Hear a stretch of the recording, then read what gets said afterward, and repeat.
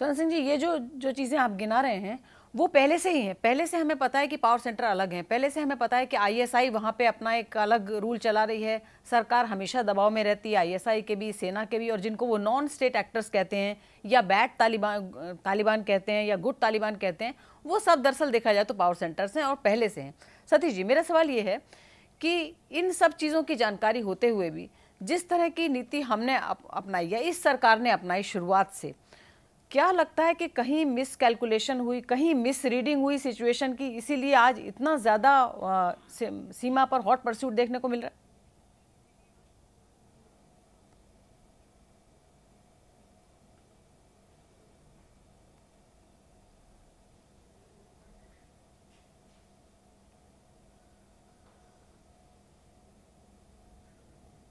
सतीश जी, आपको मेरी आवाज़ आ रही है? हाँ हाँ अलका जी, आप आवाज आ रही है जी सतीश जी, मेरा सवाल ये था कि आपने शायद सुना होगा, ऐसा होना बहुत अनहोनी नहीं था। जी बोलिए। जी, पाकिस्तान के द्वारा जो फायरिंग की शुरुआत पिछले 4-5 दिनों से हो रही है, जिसका प्रत्युत्तर भारत भी दे रहा है, तो पाकिस्तान की तरफ से ऐसा होना बहुत अजूबा नहीं है, क्योंकि पिछले कई दशकों का इतिहास उठाकर देखें, जब जब संगीन मामले पाकिस्तान में हुए हैं तो चीज़ों को डिफ्यूज़ करने के लिए पाकिस्तान एक तरह से पाकिस्तान की जनता को महरूम करने के लिए वहाँ की आवाम, वहाँ की सरकार इस तरह के कारनामे पहले भी करती रही है। और जैसा कि प्रोफेसर स्वर्ण सिंह ने कहा कि बिल्कुल वहाँ पर कई पावर सेंटर हैं और डिफेंस पॉलिसी और फॉरेन पॉलिसी वहाँ की मिलिट्री डिक्टेट करती है, न कि प्रधानमंत्री डिक्टेट करते हैं। तो आज की तारीख में जब अमेरिका के राष्ट्रपति भारत आ रहे हैं और पाकिस्तान के सारे मंसूबे पैरिटी के आधार पर कि भारत के बराबर हमें स्थान मिले, वो चीज़ें छूटती जा रही हैं, तो इस फ्रस्ट्रेशन में पाकिस्तान इस तरह की कार्रवाइयों को अंजाम देने की कोशिश कर रहा है और अंतर्राष्ट्रीय स्तर पर एक डिप्लोमेटिक दबाव बनाने की कोशिश कर रहा है, जिससे कि पूरे दुनिया में ये दिखाई दे कि जो समस्या है वो भारत की तरफ से है, न कि पाकिस्तान की तरफ से। जी अलका जी। अमृत कपूर साहब, मुझे देखिए, हमारे पास जो रियलिटी है, हम कहते हैं हम ईंट का जवाब पत्थर से दे देंगे, ये हम यहाँ बैठ के कहना, स्टूडियो में बैठ के डिस्कस करना बहुत आसान होता है, लेकिन सीमा पर उसमें हमारे जवान मारे जा रहे हैं, लोग घर खाली कर रहे हैं। अकेले कठुआ और सांबा सेक्टर में 10,000 लोग पिछले 3 दिन में वहाँ से उनको माइग्रेट करवाना पड़ा है, वहाँ से घर छोड़ छोड़ के वो जा रहे हैं। तो ये जो अचानक इस तरह की चीज़ हुई है, ये जो बौखलाहट है, क्या सिर्फ ओबामा के हमारे यहाँ आने की बौखलाहट है या आप इसके पीछे कुछ और भी देखते हैं? नहीं, मेरे हिसाब से जो उसका मेन कारण है, जो अभी पेशावर के अंदर जो कि स्कूल चिल्ड्रन की किलिंग हुई थी, और उसके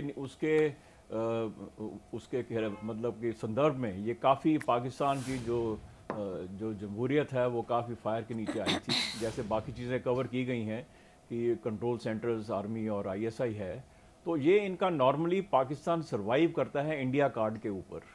और जब भी कोई इस किस्म की उनकी इंटरनल स्ट्राइफ होती है तो ये लोग उसको इंडिया कार्ड को एक्टिव कर देते हैं। ये कोइंसिडेंस है कि इस समय बैरक ओबामा ये आ रहे हैं 26 जनवरी को,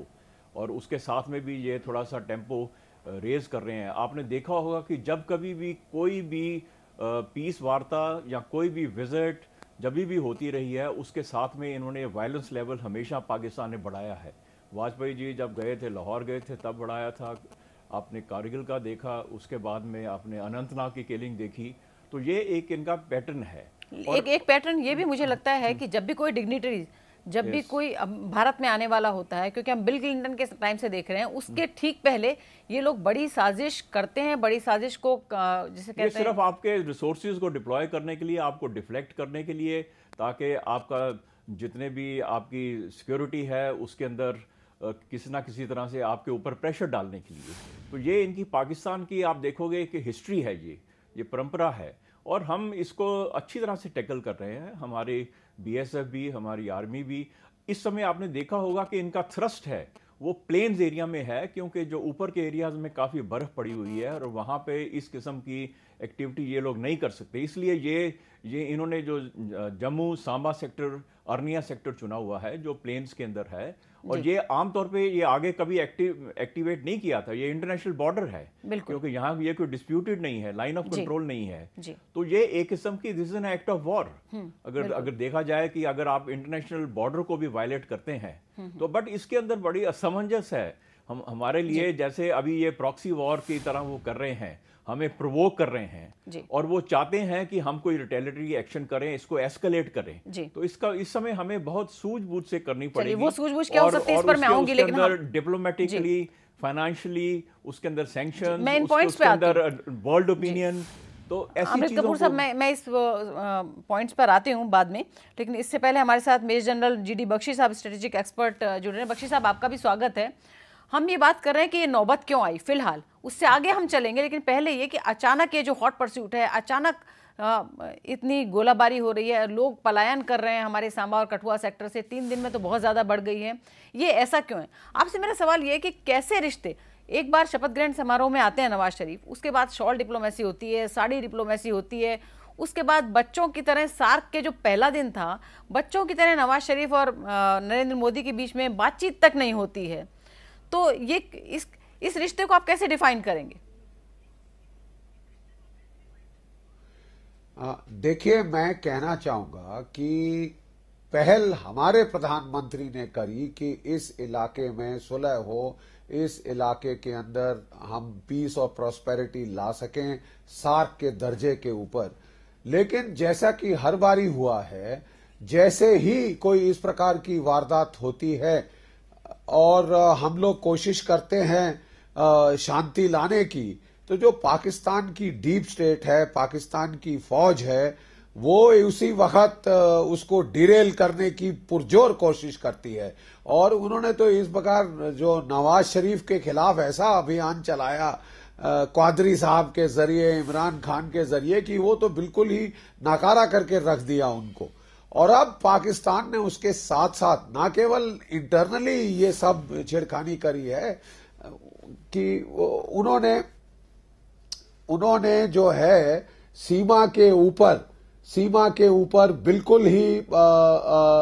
लाइन ऑफ कंट्रोल पे ताबड़तोड़ फायर शुरू किया है, हमारे रिहायशी इलाकों के ऊपर फायर शुरू किया, सिविलियंस के ऊपर फायर शुरू किया, और इस पूरे मुद्दे को इंटरनेशनलाइज करने की कोशिश की है। देखिए, जब भी भारतवर्ष में कोई अमरीकी प्रेसिडेंट आया है, कोई सदर रियासत आया है, तब जो है पाकिस्तान ने उस वक्त पूरी कोशिश की है कश्मीर का मुद्दा उछालने की, कोई बड़ी टेररिस्ट मास कैजुअलिटी टेररिस्ट एक्शन को अंजाम देने की, ताकि दुनिया के जहन में ये किया जाए कि कश्मीर तो बड़ी भारी डिस्प्यूट है। बख्शी साहब, मैं लौटूंगी आपके पास, लेकिन ये बिल्कुल तय है कि जब भी कोई पीस टॉक होती है या जब भी कोई फॉरेन डिग्निटरी, खास तौर से अमेरिका का कोई आने वाला होता है, तब भी इस तरह की हरकतें पाकिस्तान की तरफ से बढ़ जाती है। लेकिन एक सवाल यह है कि इस वक्त पाकिस्तान जिस तरह के टेररिज्म से खुद जूझ रहा है, अभी जो पेशावर में जो बच्चों की हत्या हुई, उसके बाद वो क्या ऐसा अफोर्ड कर सकता है? और क्या इसकी एक वजह बीजेपी की सरकार भी है? ये हम इसलिए कह रहे हैं क्योंकि कल रहमान मलिक ने, जो पूर्व गृह मंत्री, उन्होंने एक ट्वीट किया था। चर्चा करेंगे इस पर छोटे से ब्रेक के बाद।